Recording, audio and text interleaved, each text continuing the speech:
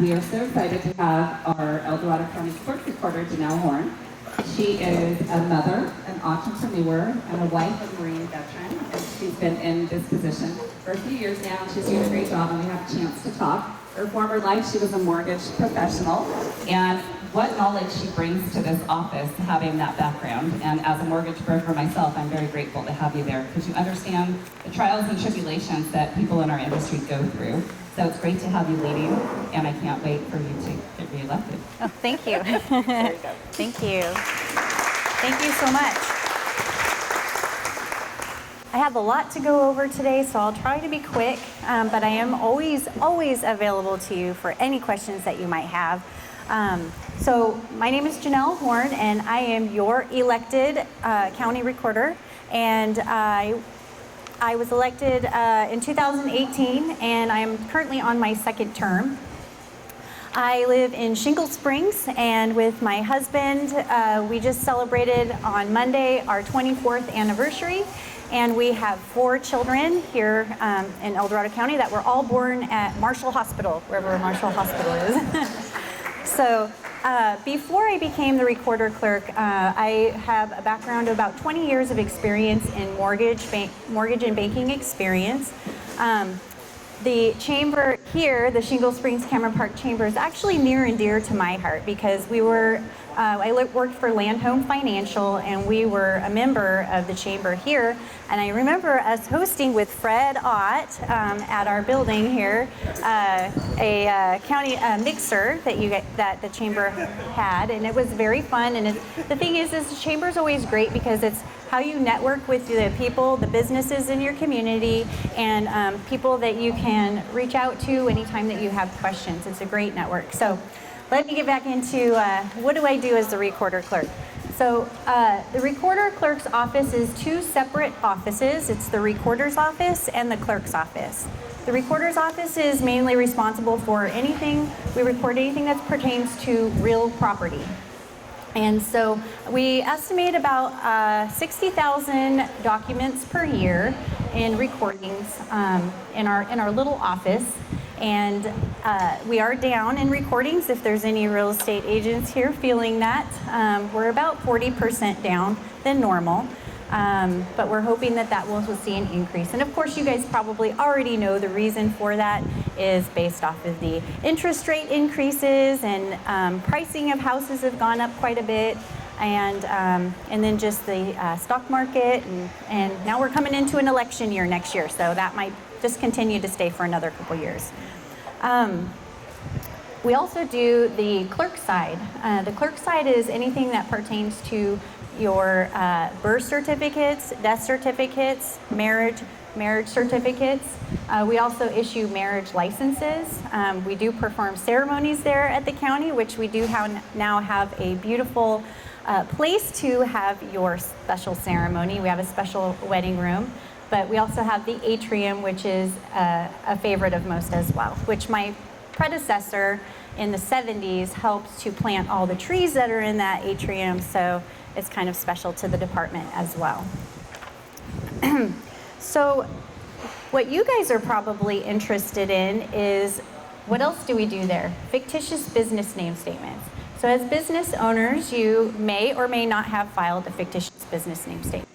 The time that you need a fictitious business name statement is once after you've actually received your business license, you can come to the office to file your fictitious business name statement. So if your business does not have your last name in the name, it is a good idea to file a fictitious business name statement. A lot of times, even just to open your bank account, you're required to have that. So we go ahead and we file those, but then also you're required to get that published in your local newspaper, and that has to run for 4 weeks, and then it's official. But then you don't have to do it again for another 5 years. So, but you will get a notification from us that it is coming due. But because it is a public record, there are many agencies out there that will try to make some money off of you. So you do not need to go through these other agencies that you get in the mail. If it doesn't come directly from my department, you can just rip it up and throw it away. Or call me if you have any questions. You can also file on our website that solicitation, and then it'll get reported to the state. So we don't want anybody to be deceived on something that they can do for themselves for about $40, and then they're trying to charge you about $150. So a couple things what we've been working on is we had noticed last year in 2022 that there was a lot of new documents that we were seeing. One of the new documents was it was a brokerage out of state, not a local brokerage, who was starting to record documents that were stated as an agreement. The title of the document was an agreement, but when you went and you read through the document, it was actually placing a lien on the property, and it was also placing a covenant restriction on that property, and for 40 years. And basically, the terms of that agreement, which we found out later, was that this company was giving you between $500 to $5,000 to sign basically a future listing agreement with them. And because we have with my background, and because we have a great relationship with our title and escrow companies here in the county, as soon as we received them, we went to the title companies and said, how are you going to insure this property with this covenant restriction on here that places for 40 years? They took a look at it, they took it to their counsel, and they said, there's no way we can do that. You would have to rescind that agreement. So we kept working with them. They were working with their counsel. We worked with our district attorney's office because we have a great relationship with our district attorney's office. They have a department that's called a real estate fraud division. So anytime that we have a document that comes through the department that seems a little fishy or a little off, or say we have two people that come in and maybe there might be somebody, they might be coerced into this, signing their property over, we can go ahead and forward that to the district attorney's office, and they can do an investigation. By law, if it meets recording requirements, whether it's a legitimate document or not, I have to record it. Because if I don't, and it ends up being a legitimate document, I'm 3 times personally required to pay those damages. So we always want to make sure that we're dotting our I's and crossing our T's to make sure that we aren't just rejecting because we think it might be fraudulent. We can't do that. That's why we work with our district attorney's office. So, so a little bit also is that on your tables there, you'll see a little PowerPoint that I have that I was going around, and it was more in the beginning of the year, but it gives you some really good information on why you should read your real estate documents that you receive. You know, if you've been a homeowner, you've signed a grant deed, you've signed a deed of trust, and you've done it so many times that you don't read it anymore. You just sign away because it's a big old stack of like that thick of documents that you have to sign. But when it comes to your deed of trust is very important. One, it's basically what places the lien on the property so that if you were to refinance or sell, they know that it needs to get paid off. But there are some newer companies out there that have created new financing, I guess you could say, that they've placed all of these restrictions within the document that my assistant, who had been in this industry for about 32 years, said she had never seen it before. So on that paperwork, it lists all of the new titles that we were seeing on this document that was inside the document. And it's very concerning on some of these titles because really the biggest one is the power of attorney. So where's Amber? She would know, but it's very common to sign a power of attorney when you're signing your documents, but it's usually only for typographical errors within the document so that they can do a correction without having to do a redraw. It doesn't say anything about the terms of your loan or anything like that. But this document, these documents that we had been seeing, has a power of attorney within the document. And it basically states that they can sell or sign any other they can sign any document that pertains to the property, including grant deeds. So that's why it's really, really important to know your lender, use a local lender, and understand what type of transaction you're getting into when you're doing a loan. So that's just a little thing there. We don't see very many of them. It is legitimate because you are signing as the homeowner, but know what you're getting into. That particular program, it's basically like a second mortgage, but you're giving away your future equity, like up to 43%. So just pay attention. That's all I have to say about that. Let's see here. What else did I want to share with you? Okay. The biggest question that we get at our office is, can somebody steal your property out from underneath you? Has anybody ever had that question? Have you seen the advertisements or heard on the radio of those? We get that question all the time. So in other states, it is more common because there aren't all of the guardrails, I guess you could say, that the state has put on our requirements for documents. So in order to record a grant deed or a quitclaim deed, there has to be a notarization attached to that document. You have to sign it in front of a notary who has been background checked and is a legitimate source for verifying identification. So we don't see it very often. The most common time that we see anybody doing that was usually a family member or a neighbor or that type of thing. It's not just some random person from a different state who's trying to take your property. It's very difficult. We don't see them very often. But again, that's why on your table also is a little pamphlet. That comes from the district attorney's office. That's their little pamphlet. So if you ever feel like a family member or maybe your neighbor's family member is trying to trying to get them to sign papers and maybe they're older, not understanding, you can forward it to the district attorney's office. You can call them anonymously and say, you know what, this is what's happening, and they will do a complete investigation. They're very good at their job. They take it seriously. Let me give you an example if you haven't heard me speak before, or if you have, you've probably already heard this story, but a couple of years ago, we had a gentleman, elderly gentleman. He lived in the Georgetown area, and he came into our office. And he came in with another gentleman, and he was basically filing a grant deed to his property over to this other gentleman. So whenever you're doing that, we have to ask questions anyways, because there might be an exemption for tax purposes, or filing the documentary transfer tax fees. So our staff asked some questions and said, are you related? Because that would be a reason why there would be an exemption. And he said no. And he said, well, they started asking more questions. Well, do you live around here? And the gentleman that was with the owner, no.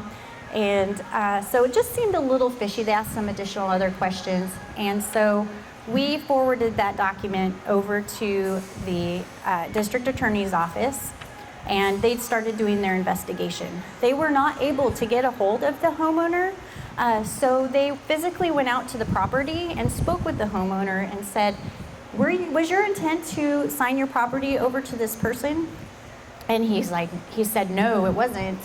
So the district attorney investigator, he then called that gentleman and asked, what are you doing? Why are you working with this man? We're doing an investigation to see if this is legitimate. Well, basically what ended up happening is he got scared that he was being investigated and transferred the property back to the homeowner. So they do their job, and they do a great job. So anytime you have a concern, you can always reach out to them. So how can you keep from this happening, right? Because you've heard of people advertising that you can purchase a product that will survey your property, which I would like to say is reactive. They are not a proactive company. It's after the fact. So you can actually view our index online 24 hours a day, 7 days a week. And you would just go onto our website, which is also in that little packet there. It has how to get there and how to search. And what you do is you just type in your last name and your first name, and everything that's been recorded under your name will pop up.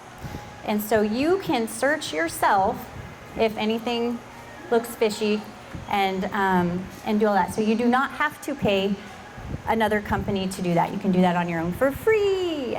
And but if you don't want to do that or have to do that on your own, then feel free. You can go ahead and pay them whatever their fees or charges are.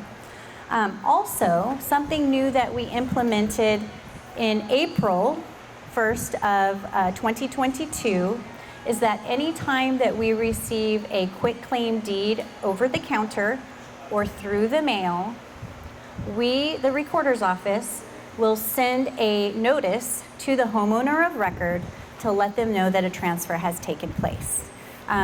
We had gotten so many questions that they said, what are you doing to protect me? Well, this is what we can do to help you, and it will come out within a week from that transaction. So if it was legitimate, you can just rip it up and throw it away. If it's not, or you have more questions, you can call our office, but it also has the phone number of the district attorney's office on that letter as well. So let's see here. Something that we're proud of is in May of 2023, the Recorder's Office received the Tyler Excellence Award for operational efficiency.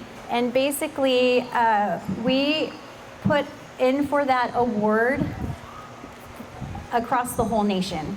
And so because of all of the changes that I've made, my team has done, and becoming more efficient, especially with our new operating system that we received, that we implemented in 2020, we became about 20 to 40% more efficient. Being that, I want to kind of give you some numbers on what that looks like. So in 2018, when I was running for office, the budget for the department we had 16 staff members, and we had a budget of $1.6 million. Currently, we have now for our 2023 budget, or sorry, 23-24 budget, we now only have 12 staff members, and the budget is $1.1 million. So that is our actual for this last year.